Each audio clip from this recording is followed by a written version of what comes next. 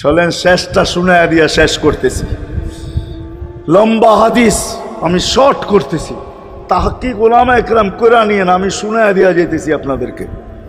নফকা দুইটা হবে, প্রথমটাকে বলে কিয়ামতের জন্য, দুইবার সিংহায় ফু হবে, একবার ধ্বংসের জন্য, দ্বিতীয়টা হবে নফকাতুন নুশুর বলে এটাকে।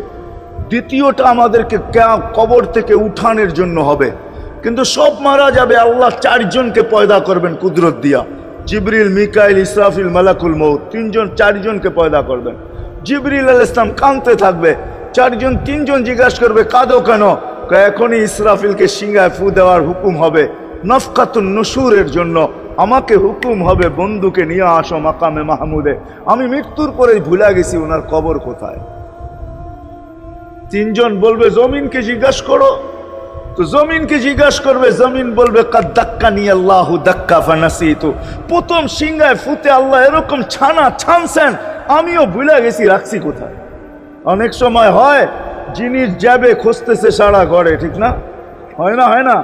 হ্যাঁ, জিনিস জ্যাবের ভিতরে, পকেটের ভিতরে, কিন্তু খুঁজতেছে সারা ঘরে খুঁজতেছে। পরে পকেটে হাত দিয়া যখন দেখে পাইছে, তো জিহ্বায় কামড় দিয়ে আসতে বেরিয়ে যায়, কেননা গর্ত গরম করে ফেলছিল। এখন গড়ালড়া পাইলে উল্টা এর উপরে গরম হবে, ঠিক না? রাখছো পকেটে, খোঁজো আমাদের কাছে, ঠিক না?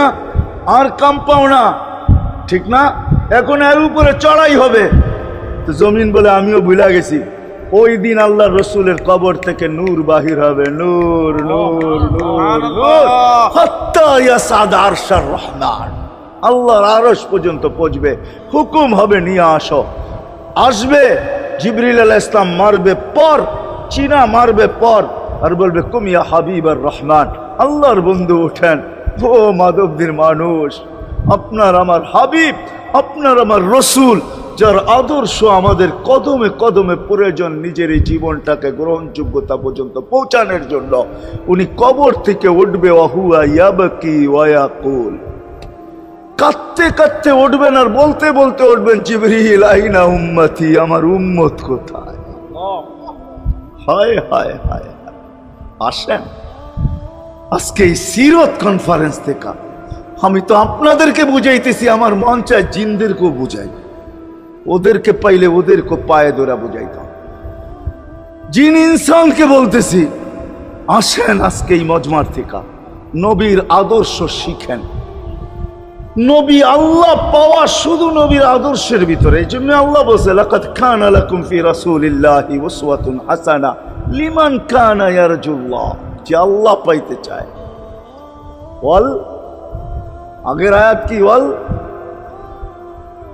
ইয়াউমিল আখিরা, আর যে আখিরাত পাইতে চায়, আখিরাতের বাদশাহী যে চায়, যে আল্লাহকে পাইতে চায়, আখিরাতের বাদশাহী পাইতে চায়। দুনিয়া 60-70 বৎসরের, এখানে পাইলো যেমন, না পাইলো তেমনই। যে পাইছে তার জন্য সূর্যের গতি যতটুকু, ঋতু তার জন্য যেমন, ঘড়ির কাঁটা তার জন্য যেমন, যে পায় না তার জন্য সমানই। এখানের জীবন কাটা যাবে। বিদায় আসেন আজকে এই মজলিস থেকে প্রতিজ্ঞাবদ্ধ হই যে নবীর আদর্শের উপরে উঠব। আল্লাহর রসুল সুযোগ দিছেন আমাদেরকে। আমি শেষ কথা বলতেছি, আগে এখন তো ব্রিজ আর ব্রিজ, ফ্লাইওভার আর ফ্লাইওভার, ঠিক না?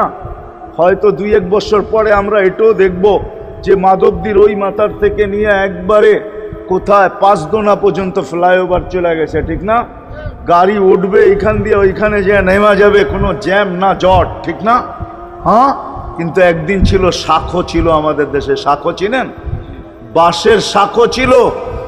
আল্লাহর রসুল বুঝাইতে চাইতেছে একটা সময় আসবে আমার উম্মত বাঁশের শাখো, কেউ যদি বাঁশের শাখো থেকে স্লিপ খায় বা গাছে উঠা যদি গাছের থেকে পড়ে যেতে চায়, তো ডাল দইরা যেরকম লটকায়া থাকে, শাখর থেকে পড়তে যায় শাখর উপরের বাঁশ দইরা যেরকম লটকায়া থাকে। আল্লাহর রসুল আমাদেরকে সুযোগ দিছেন, একটা সময় আসবে উম্মত আমার একটা সুন্নত ধরেও যদি মউত পর্যন্ত লটকায়া থাকতে পারো, তাইলে তোমাকে 100 শহীদের সওয়াব দেওয়া হবে। মান তামাসসাকা বিসুন্নতি, মান তামাসসাকা বিসুন্নতি ইনদা ফাসাদি উম্মতি। এই জন্য আসেন, আজকে বড় অবহেলিত বড় দীক্ষিত, বড় লাঞ্ছিত, বড় ঘৃণিত। আমাদের রসুলের আদর্শ আমাদের জীবনে বড় ঘৃণিত, বড় দীক্ষিত, বড় লাঞ্ছিত, বড় অবহেলিত। সর্বক্ষেত্রে দেখেন, বিয়া দেখেন আর শাদী দেখেন, হায় হায় পোশাক দেখেন আর আশাক দেখেন, সর্বক্ষেত্রে নবীর আদর্শকে আমরা পিছে ছেড়া দিছি। আর যার কারণে আজকে মুসলমান দুনিয়াতে লাঞ্ছিত, যার কারণে আমরা ঘরে লাঞ্ছিত, ঘরের ভিতরে কোনো মিল নাই, মহাব্বত নাই। বহুত ঘর পাওয়া যাবে, স্বামী এক খাটে, স্ত্রী আর এক খাটে, বহুত ঘর পাওয়া যাবে।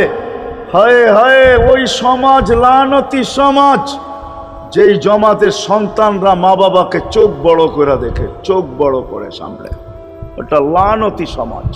অথচ আল্লাহর রাসূল শিখাইছে মা বাবার সাথে আদর্শ কি ব্যবহার করবে, মার সাথে, বাবার সাথে, বড় ভাইয়ের সাথে, কার সাথে কি ব্যবহার করবে শিখাইছে। ওই সমাজটাই সুখের ছিল। আসেন ফিরা যাই, আল্লাহর রাসূলের আদর্শ শিখি। শিখবেন তো পাক্কা ওয়াদা? বিলকুল। কিন্তু একটা প্রশ্ন হলো, আল্লাহর রাসূলের আদর্শ শিখবো তো শিখবো কোত্থেকা, পাবো তো পাবো কোথায়? ঠিক না? প্রশ্ন হয় না? হয় না? উনি তো দুনিয়াতে নাই, কোত্থেকে ওনাকে পাবো, কোত্থেকে শিখবো? আজকে আপনার আমার চতুর্দিকে ওই লোকগুলা বসা আছে যারা আল্লাহর পক্ষ থেকে নির্বাচিত। আওরাসনাল কিতাব আল্লাযীনা ইসতাফাইনা মিন ইবাদিনা। আমি কোরআন দিতেছি, হক্কানি আলেম আর আল্লাহওয়ালারা আল্লাহর পক্ষ থেকে নির্বাচিত, যারা নবীর আদর্শকে নিজের পাশে সুরক্ষিত রাখছে, নিজের কাছে একটাকেও হারাইতে দেয় নাই। এমনকি ক্ষুদ্র থেকে ক্ষুদ্রকেও হারাইতে দেয় নাই, এমনকি নবীর একটা জানোয়ারের নাম পর্যন্ত হারাইতে দেয় নাই। হক্কানি আলেমরা আল্লাহওয়ালারা সুরক্ষিত রাখছেন আল্লাহর রাসূলের আদর্শ। এই জন্য আমি বলবো, নবীকে তো পাওয়া যাবে না, উনি তো দুনিয়ার থেকে চলে গেছেন, এটাই সত্য। কিন্তু উত্তর সুরি রেখা গেছেন। আল্লাহর পক্ষ থেকে নির্বাচিত লোক আছে, রসুলের পক্ষ থেকে নির্বাচিত লোক আছে, যাদের কাছে নবীর আদর্শ আছে। আপনি বেশি শিখতে পারেন না, আমার কোনো আপত্তি নাই। কেননা ছাড় যখন আল্লাহর রসুলই দিছে, আল্লাহর রসুলই যখন আমাদেরকে ছাড় দিছেন, তো আমি ছাড় দিব না কেন? আল্লাহর রসুলই বলছে, এক জমানা আসবে, লাউ আমিলতুম উশরা মা উনসিলা বি লানাজা, তোমরা যদি 10 ভাগের উপরে আমল করতে পারো, তাহলে নাম্বার 100 পাইয়া তোমরা পাশ করবে। আল্লাহ 33 দিবে না, আল্লাহ 10-এর বদলায় তোমাদেরকে 100 দিয়ে 100-তে পাশ করাবে। আর সর্বশেষ তো এটাও বলছেন যে আমার একটা সুন্নতকে ধরে রাখো, এক শহীদের সওয়াবই জান্নাত যাওয়ার জন্য যথেষ্ট। জান্নাত যাওয়ার জন্য তো একজন দেওয়া হবে, 99 শহীদের সওয়াব তোমাকে পুরস্কার হিসাবে দেওয়া হবে, কেননা তুমি একটা সুন্নতকে ধরিয়ে লটকায়া ছিলা। ওলামাদের কাছ থেকে শিখি, ঘরের বাচ্চাদেরকে শিখাই, যুবকদের পায়ে ধরে বলবো, শিখো, নবীর আদর্শ ছড়াও। সারাদিন ফেসবুকে কাজ করো, ফেসবুক দেখো, খোদার কসম হোয়াটসঅ্যাপ দেখো, ভাইবার দেখো, ইবু দেখো, তোমাদের মেধাগুলাকে নবীর আদর্শের পিছে লাগাও, নবীর শানের পিছনে লাগাও, যে নবীর শান কত বড়, কত বড় শানওয়ালা নবী আল্লাহ আমাদেরকে দিয়েছেন, কার মর্যাদা কত বড়, তার পরিচয় তুলে ধরো, তার আদর্শকে তুলে ধরো, নিজের জীবনে আদর্শকে প্রতিফলিত করো। ইনশাআল্লাহ ওই দিন দেখবো, যেই দিন আবু বকর পেয়ালা ভোড়া দিবে, ওমর রাদিয়াল্লাহু তাআলা আনহুর হাতে উঠায়া দিবে, আবু বকর সিদ্দিক রাদিয়াল্লাহু তাআলা আনহু হাউজে কাউসারের নিচে থাকবেন, পারে থাকবেন, তলদেশে থাকবেন, উনি পেয়ালা ভোড়া দিবে ওমর রাদিয়াল্লাহু তাআলা আনহুর হাতে, ওমর রাদিয়াল্লাহু তাআলা আনহু উঠায়া দিবে আমাদের নবীজির হাতে, আর নবীজি ঠোঁটে লাগায়া বলবে, ইশরাব লা তাজমান বাদাহা আবাদা, পান করার কোনোদিন পিপাসা তোর কাছে আসবে না। ওই দিনের দৃশ্যটা কিরকম হবে? নবীজি ঠোঁটে লাগায়া পান করায়া দিবে, যুবককে আলাদাভাবে দিবে, বুড়াকে আলাদাভাবে দিবে, নারীকে আলাদাভাবে, পুরুষকে আলাদাভাবে, আল্লাহর রসুল পান করায় দিবে। ওই দিন কেমন হবে ওই দৃশ্য? যেই পানি পান করার পর আর জীবনে কোনোদিন পিপাসা আসবে না। কেমন হবে ওই দৃশ্য? এই জন্য আসেন আজকে এই সিরত মাহফিল থেকে, সিরতুন নবী থেকে আল্লাহ রসুলের আদর্শকে শিখি। ডেলি একটা শিখলো বৎসরে 365টা হয়, মাসে একটা শিখলো বৎসরে 12টা হয়। 12টা সুন্নতের উপরে জীবন কাটায় দেন। রসুল তো বলতেছে একটার উপরে কাটায় দিল বেড়া পার। শিখবো কাদের কাছ থেকে শিখবো? হ্যাঁ, নেটের থেকে শিখবো? না না না না, নেটের থেকে না, ওলামাদের কাছের থেকে শিখেন। ওলামাদের কাছে যান, বসেন, এদের কাছ থেকে নবীর আদর্শ শিখেন, সুন্নত শিখেন। যেটা মনে চায়, যেটা পছন্দ হয় ওইটা শিখেন। ছুট আছে শিখেন, তারপরও শিখেন। আরে শুধু একটাই শিখেন। হায় হায়, আজকে যদি একটাই উম্মত মেনা নিত, এই যুবকরা যদি একটাই মেনা নিত, মা বোনরা যদি একটাই মেনা নিত, শুধু ডাইন। আল্লাহ রসুল ডাইন পছন্দ করতেন। যুবক যদি প্যান্ট পরার সময় ডাইন পাও আগে দিতেন, খোলার সময় ডাইন পাও আগে খুলতেন, শার্ট পরার সময় ডাইন হাত আগে দিত, খোলার সময় ডাইন হাত আগে খুলতো। সর্বক্ষেত্রে যদি ডাইন ব্যবহার করত, মা বোনরাও তো ঘর ঝাড়ু দেওয়ার সময় যদি ডাইন ব্যবহার করত, তাহলে কিতাব আমাকে বুঝায় কিয়ামতের দিন আল্লাহ ডাকবে, আইনা আসহাব আল ইয়ামিন, ডাইন আল্লাহরা কোথায় আসে? আল্লাহ ডাকবে, ডাইনপন্থীরা কোথায় আসো? আমার বন্ধু ডাইন দিক পছন্দ করতো, তোমরাও পছন্দ করতে, তোমার আমার বন্ধুর লোক, আসো আমার কাছে। এই জন্য নবীর আদর্শ আলেম ওলামার কাছ থেকে শিখবো তো পাক্কা। আর সবচেয়ে বড় আদর্শ আল্লাহ রসুলের, যেটা আসতে দেরি, আমাদেরকে মেসেজ দিতে দেরি করেন নাই। আইসাই সেজদায় পড়ছেন। শানের এসালত হইলে আমি শুনাইতাম, সিরাত এই জন্য শুনাইলাম না।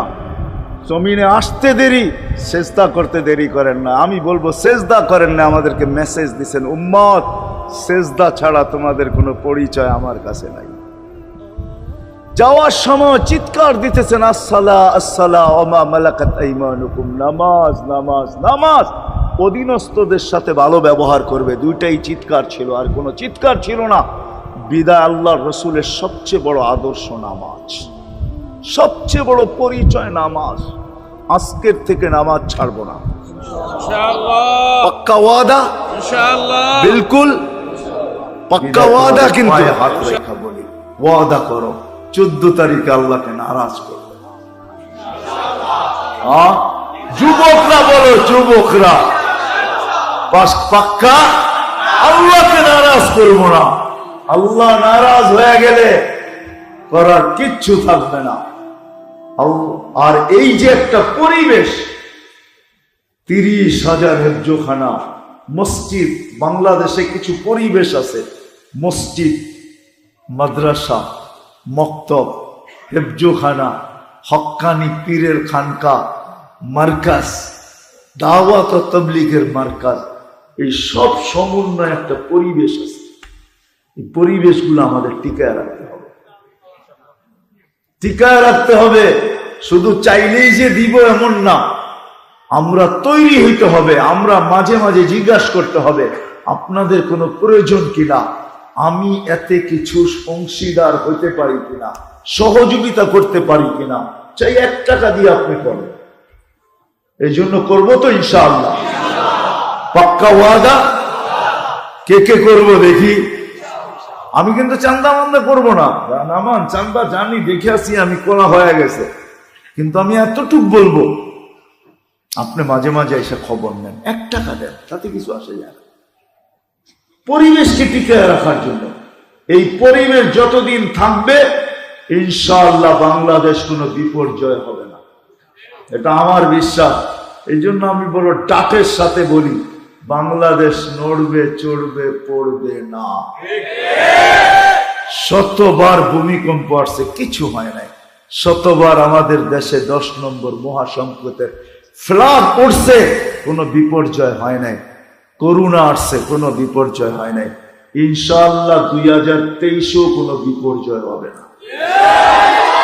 আল্লাহ, এটা বরকতের দেশ, এটা আলেম ওলামা আল্লাহ ওয়ালা, এরকম যুবক আমরা দেখতেছি এখন রাস্তাঘাটে যুবকদেরকে, মাশাআল্লাহ, আজান দিতে দেরি, মসজিদে আসতে দেরি করে না। রাস্তায় দেখলে বলে, হুজুর নামাজ আর ছাড়ি নাই, আমার বিশ্বাস, আমার মন বলে আমাদের দেশে কোনো বিপর্যয় টিপর্যয় ঘটবে না। হ্যাঁ, কেউ যদি গটাইতে চায় তাহলে বলের মতো দেওয়ালে বাড়ি খেয়ে ডাইনে বামে চলে যায়, এরকম ডাইনে বামেই চলে যাবে। এই জন্য ইনশাআল্লাহ পরিবেশ ধরে রাখবো। সত্য তো?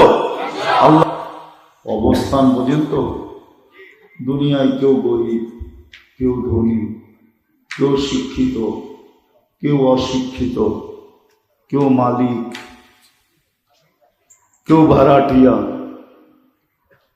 কেউ রাজা, কেউ প্রজা, কেউ নারী, কেউ পুরুষ, কেউ যুবক, কেউ বৃদ্ধ। কেন বাচ্চা নিয়ে তো আলোচনা নাই, কেন বাচ্চার থেকে কলম উঠানো, এটাই আল্লাহ আল্লাহ রসুলের কথা। রুফিয়াল কলম আন সালাস, 3 সম্প্রদায় বা ব্যক্তির থেকে কলম উঠানো, কিচ্ছু লেখা হয় না তার বিরুদ্ধে। সবই হাত্তা ইয়াবলু, বাচ্চা যতক্ষণ পর্যন্ত প্রাপ্ত বয়স্ক না হয়। বিদায় তাকে নিয়ে সময় নষ্ট করা লাভ নাই। দ্বিতীয় একটা সম্প্রদায় আছে মজনুন হাত্তা ইয়াবরা, পাগল যতক্ষণ পর্যন্ত ভালো না হয়। তৃতীয় আর একটা সম্প্রদায় আছে ঘুমন্ত ব্যক্তি যতক্ষণ পর্যন্ত সজাগ না হয়। যদি বাস্তবিকই ঘুমে থাকে, আর একটা হলো ঘুমের ভান্দুরা যদি পড়া থাকে, ওটা ভিন্ন কথা। কিন্তু যদি বাস্তবিকই ঘুমন্ত হয়, কলম উঠানো থাকে, তার বিরুদ্ধে কিচ্ছু লেখা হয় না। পক্ষে লেখা হইতে পারে, এটা আমিও মানি।